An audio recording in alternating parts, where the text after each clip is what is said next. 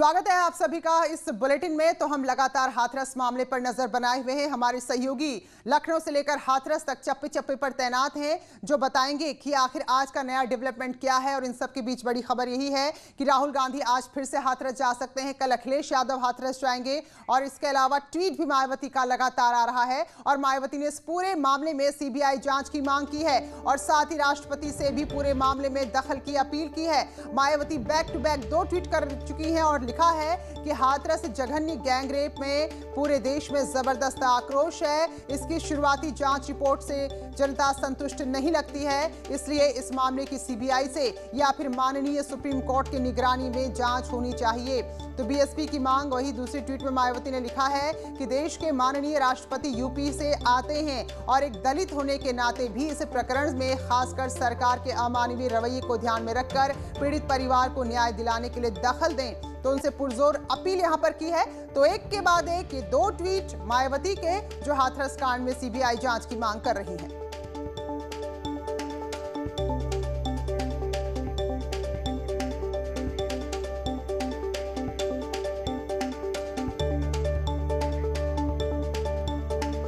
तो हमारे सहयोगी भी लगातार हमारे साथ बने हुए हैं। राजीव हमारे साथ लखनऊ से जुड़े हैं, अलाउद्दीन भी लखनऊ से हमारे साथ जुड़े हैं और साथ में पवन गौड़ जो हाथरस में डटे हुए हैं वो भी हमारे साथ जुटे हुए हैं। तो किस तरह से आज का दिन है, क्योंकि सियासी हलचल अब लगातार बढ़ रही है। मायावती का ट्वीट जिसमें सीधे सीधे मांग कर रही है या तो जांच सीबीआई के हवाले की जाए या फिर देश की सर्वोच्च अदालत की निगरानी में जांच हो। और साथ में राष्ट्रपति से भी अपील की है मायावती ने कि वो भी उत्तर प्रदेश से आते हैं, दलित हैं, तो ऐसे में पीड़िता को न्याय मिले, उसके परिवार को न्याय मिले। राष्ट्रपति को भी इस मामले में दखल देना चाहिए। तो एक के बाद एक 2 ट्वीट मायावती के हाथरस प्रकरण में। तो फिलहाल मायावती ट्वीट करके इस मामले में अपनी राय रख रही है। वहीं कांग्रेस की अगर बात करें तो एक बार फिर राहुल गांधी हाथरस जाने की कोशिश कर सकते हैं। और अलाउद्दीन हमारे साथ जुड़े हुए लखनऊ से। सबसे पहले अलाउद्दीन का हम रुख करेंगे। तो अलाउद्दीन, एक के बाद एक ट्वीट मायावती की तरफ से हो रहे हैं और बाकी दल भी लगातार इस मामले में जो वर्तमान जांच चल रही है उससे खुश नहीं है। जी हाँ, बिल्कुल। ट्वीट के रिकॉर्ड को जब आप देखेंगे मायावती की, तो पहला ट्वीट हाथरस को लेकर के उनका 27 तारीख को आता है, जिसमें वो पूरे प्रकरण का उल्लेख करती हैं और बेहतर इलाज और उनके स्वस्थ होने की कामना करती हैं। पीड़िता की 29 तारीख को निधन होता है, तो 29 तारीख को निधन पर भी उनका बहुत ही जो है टाइट जो है ट्वीट था, जिसमें उन्होंने सुप्रीम कोर्ट के जज से जो है पूरे मामले की जाँच करने की मांग की थी। आज सुबह जिस तरह से उन्होंने सीबीआई जाँच और ख़ासतौर से राष्ट्रपति को दूसरे ट्वीट में जिस तरह से घेरा है, क्योंकि उनका ताल्लुक उत्तर प्रदेश से है और खुद दलित जो है बिरादरी से हैं, तो ऐसे में तमाम चीज़ों पर न सिर्फ मायावती हमलावर हैं, बल्कि पूरे ट्रैक रिकॉर्ड को अगर उनके देखेंगे तो लगातार वो इस पूरे मुद्दे को कहीं ना कहीं से सरकार पर तेजी से हमला करने की कोशिश कर रही हैं। इससे पहले उन्होंने दिल्ली में प्रेस कॉन्फ्रेंस करके भी इस मुद्दे पर अपने तीखे तेवर और गुस्से का इजहार किया था। तो मायावती जिस तरह से अपना रुख 27 तारीख से 27 सितंबर से दिखा रही हैं, वो लगातार जारी है। जो आज नई चीज जुड़ी है वो न सिर्फ सीबीआई जांच की है, बल्कि राष्ट्रपति को भी उन्होंने उसमें टैग किया, राष्ट्रपति को भी जोड़ा है कि उनका ताल्लुक है, उनको इंटरफेयर करना चाहिए पूरे मामले में ताकि पीड़िता को न्याय मिल सके। बिल्कुल। पवन, अब जरा आप बताइए कि क्या कुछ यहाँ पर पुलिस का मिजाज बदला है, कुछ रवैया बदला है, कोई ढील यहाँ पर दी जा रही है, क्या स्थिति है? हम पहुंचे थे ना 1 बजे वहाँ, देखिए, 2 तस्वीरें इस केस में अभी तक बिल्कुल नहीं बदली हैं। एक तो सियासत, दूसरा प्रशासन का अड़ियल रवैया। सियासत भी लगातार जारी है। राहुल गांधी के आने की आज फिर से खबरें हैं, अखिलेश यादव के कल से आने की खबरें हैं। मायावती सुप्रीम कोर्ट की निगरानी में सीबीआई जांच की मांग कर रही हैं। दूसरी तरफ यहाँ के प्रशासन का जो अड़ियल रवैया है वो लगातार जारी है। तस्वीरें अपने आप बयां कर रही हैं, शब्दों में बहुत ज़्यादा बोलने की ज़रूरत नहीं है। पूरी पुलिस फोर्स तैनात है। आप देख सकते हैं यहाँ से वहाँ तक जहाँ भी आप देखेंगे आपको लगातार इस पूरे रास्ते पे, ये गांव का रास्ता है मेन रोड से, पूरे रास्ते पे आपको पुलिस वाले ही नजर आएंगे लगातार। पूरे रास्ते को, पूरे गांव को, चाहे ये सीधा रास्ता हो या पीछे से कोई और कनेक्टिंग अन्य गांवों से रास्ते हों, सारे पूरे गांव को चारों तरफ से छावनी में तब्दील कर दिया गया है। किसी को अंदर जाने की अनुमति नहीं है। आखिर ऐसा क्यों किया जा रहा है? सीधा सीधा एक सिंपल सा सवाल है। मीडिया पीड़िता के परिवार से बात करना चाहती है, मीडिया जो सवाल हैं उनका जवाब ढूंढना चाहती है, मीडिया पूरी दुनिया के सामने सच दिखाना चाहती है, तो आखिर प्रशासन को क्या समस्या है? उमा भारती ने भी इसको लेकर ट्वीट किया है बाकायदा। बीजेपी की ही नेता हैं, ऋषिकेश एम्स में कोरोना का इलाज करा रही हैं कि उन्हें कोई ऐसी जानकारी नहीं कि ऐसा नियम हो कि जब एसआईटी जांच कर रही है तो वहां मीडिया को जाने से रोका जाए। तो उमा भारती कह रही हैं कि भैया विपक्षी दलों को और मीडिया को वहां जाने दे। बहरहाल राजीव, औरों को तो जाने नहीं दिया जा रहा है, लखनऊ से बड़े अधिकारी वहां जा सकते हैं।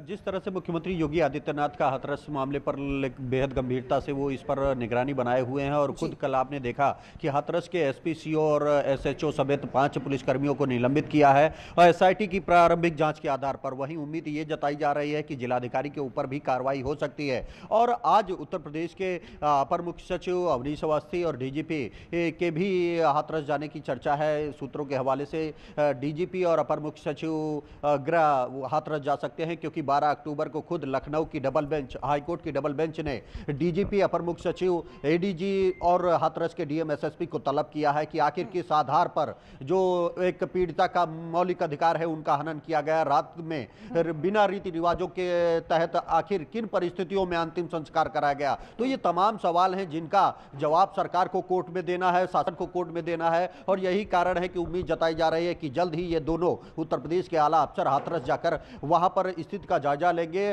और किस तरह घटनाक्रम हुआ है ये खुद देखेंगे।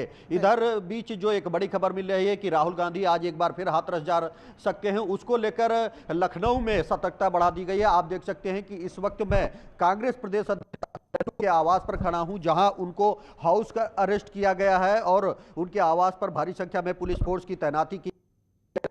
इस वक्त आवास में है, उनसे हम जी बिल्कुल राजीव, तो ये तस्वीरें आप दिखा रहे हैं। तो अगर राहुल गांधी आज आते हैं तो क्या एक बार फिर से डीएनडी पर हमें वही तस्वीरें दिखाई देंगी जो परसों दिखाई दी थी? प्रीति श्रीवास्तव हमारी सहयोगी जो इस वक्त डीएनडी पर मौजूद हैं, तो प्रीति, आधिकारिक तौर पर तो कोई जानकारी नहीं आई पिछली बार की तरह, लेकिन आप क्या तैयारी यहां पर देख रही हैं? बिल्कुल, मैं आपको बता दूं कि यहाँ पर इस समय हम लोग डीएनडी पे खड़े हैं और डीएनडी पर अगर हम अभी की बात करें तैयारियों की कि किस तरीके से तैयारियां की गई हैं कि जब राहुल गांधी यहां से गुजरेंगे, क्योंकि ऑफिशियली अभी कोई भी इंफॉर्मेशन नहीं मिली है कि राहुल गांधी हाथरस जाएंगे, लेकिन सूत्रों के हवाले से ये खबर है कि राहुल गांधी आज दोबारा से हाथरस जा सकते हैं, जिसको लेकर डीएनडी पे क्या इंतजाम है। तो सबसे पहले मैं आपको यहाँ की तस्वीरें दिखा दूँ। ये आप देख सकते हैं कि इस समय हम डीएनडी पे खड़े हैं, लेकिन डीएनडी पे अभी जो है कोई भी पुलिसकर्मी या किसी भी तरीके की, अगर मैं सुरक्षा की बात करूं या पुलिसकर्मियों की व्यवस्था की बात करूं, तो अभी यहाँ पर ऐसा कुछ भी नहीं है। लेकिन ये कहना अभी यहाँ पे बहुत जल्दी होगा कि अभी यहाँ पे व्यवस्था नहीं की गई है, क्योंकि अभी सुबह के 9 बजे हैं और जो राहुल गांधी के यहाँ से जाने का समय है वो 10 से 11 बजे के बीच का है। तो यहाँ पर उस समय व्यवस्था होगी, क्योंकि अभी अभी सुबह का समय है।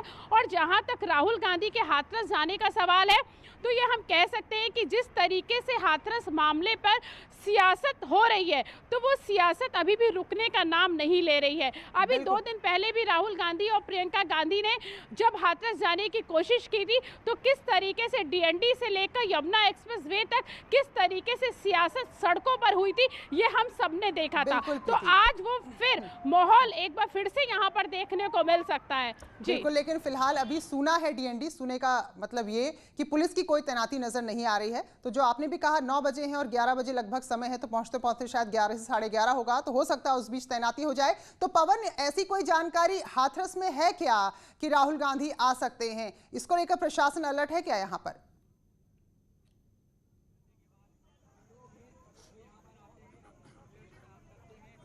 देखिए, यहाँ सिर्फ राहुल गांधी नहीं, पहले दिन से ही जब पूरे मामला हुआ, पिछले 4 दिन से लगातार हाथरस में 144 धारा लगाई हुई है। किसी भी राजनीतिक दल के प्रतिनिधिमंडल को यहाँ आने की अनुमति नहीं है, और जो आदमी यहाँ पहुँच भी जाता है तो उसको गांव के अंदर प्रवेश करने की अनुमति नहीं मिलती। आप देख ही सकते हैं कि पूरी तरह बैरिकेडिंग लगी हुई है। तमाम जो लोग हैं वो यहाँ आते हैं, चाहे वो राजनीतिक दलों के लोग हों या अन्य समाज से भी जो संगठन के लोग हैं, वो यहाँ आते हैं, लेकिन किसी किसी को भी अंदर जाने की अनुमति नहीं है। प्रशासन ने साफ ये कहा हुआ है कि किसी भी राजनीतिक दल हो या मीडिया हो, किसी को अंदर जाने की अनुमति नहीं है। तो सिर्फ राहुल गांधी ही नहीं, यहाँ का जो पुलिस प्रशासन है वो हर तरह से तैयार है, किसी को भी यहाँ आने नहीं दिया जाएगा। अगर आपने जो पुलिस अधिकारी हैं उनके बयान भी सुने कि जब तक यहाँ एसआईटी जांच चल रही है तो मीडिया को गांव में अनुमति नहीं मिलेगी, और राजनीतिक दलों के जो प्रतिनिधि मंडल हैं उनको उसके बाद भी अनुमति नहीं मिलेगी। पवन, जब मीडिया को ही नहीं जाने दे रहे हैं तो किसी पॉलिटिकल पार्टी के लीडर को जाने दें तो ये नामुमकिन ही है। राजीव, उस वक्त थोड़ी तकनीकी खराबी थी, तो क्या यहाँ कांग्रेस के कार्यकर्ताओं को जानकारी है कि राहुल गांधी हाथरस के लिए निकल सकेंगे? यहाँ आप तस्वीरें दिखा रहे थे, थोड़ा और जानना चाहेंगे आपसे। देखिए, इस वक्त मैं कांग्रेस प्रदेश अध्यक्ष अजय लल्लू के आवास पर खड़ा हूं, जहां पर उनको अरेस्ट किया गया है, और इस वक्त खुद हमारे साथ कांग्रेस प्रदेश अध्यक्ष अजय लल्लू मौजूद हैं, जिनसे हम जानेंगे कि आज हाथरस का क्या कार्यक्रम है, राहुल गांधी कब तक वहां पहुंचेंगे। देखिए, ये कार्यक्रम बना है और आदरणीय राहुल गांधी जी, प्रियंका गांधी जी निश्चित रूप से वहाँ जाएंगे, पीड़ित परिवार के लोगों से मिलेंगे और उनकी व्यथा जानेंगे, उनके दुख दर्द को साझा करना चाहते हैं। लेकिन सरकार तानाशाही रवैया क्यों अपनाई हुई है? ये कह रहे हैं ना कि प्रियंका अराजकता का माहौल बना दिया है। आदरणीय राहुल गांधी जी उस दिन जा रहे थे पैदल, आदरणीय प्रियंका गांधी जा रही थी, पार्टी के कार्यकर्ता जा रहे थे। लेकिन सर, कहा जा रहा है कि धारा 144 लागू है तो इस वक्त इजाजत नहीं, फिर आप क्यों बार बार जाना चाहते? मैं ये पूछना चाहता हूँ इस सरकार से कि क्या ऐसी वजह है कि धारा 144 आपने लागू किया है?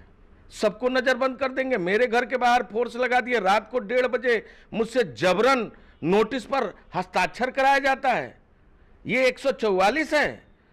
आपातकाल लग गया इस प्रदेश में, इस देश में? क्या किसी के व्यक्ति की आजादी नहीं है? अगर आदरणीय राहुल गांधी जी अकेले जाना चाहते थे तो आप लाठी चलाएंगे। याद रखिएगा, वो लाठी राहुल गांधी जी पर नहीं, उन लाखों बहनों के ऊपर लाठी आपने चलाई है जिनके न्याय की लड़ाई को आदरणीय राहुल गांधी जी लड़ना चाहते हैं। राजीव, एक बात कंफर्म करना चाहेंगे कि क्या आज राहुल गांधी, प्रियंका गांधी दोनों भाई बहन जा रहे हैं हाथरस? जब चलिए आते राजीव आपके पास।